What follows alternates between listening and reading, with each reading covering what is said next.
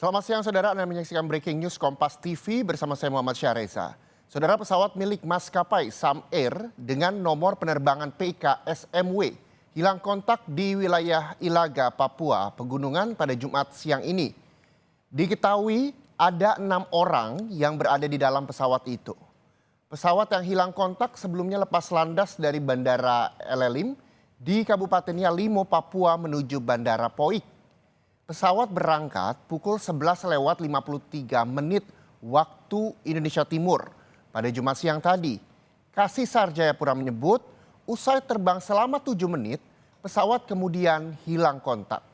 Pesawat diketahui membawa 6 orang, yakni 4 penumpang dan 2 kru pesawat. Untuk pencarian awal, tim SAR melakukan pencarian dengan pesawat Pilatus dari Wamena tujuan Poik namun belum membuahkan hasil hingga siang ini saudara. Dan saat ini tim SAR melakukan persiapan untuk pencarian tahap kedua menggunakan helikopter dari Bandara Wamena tujuan Poik.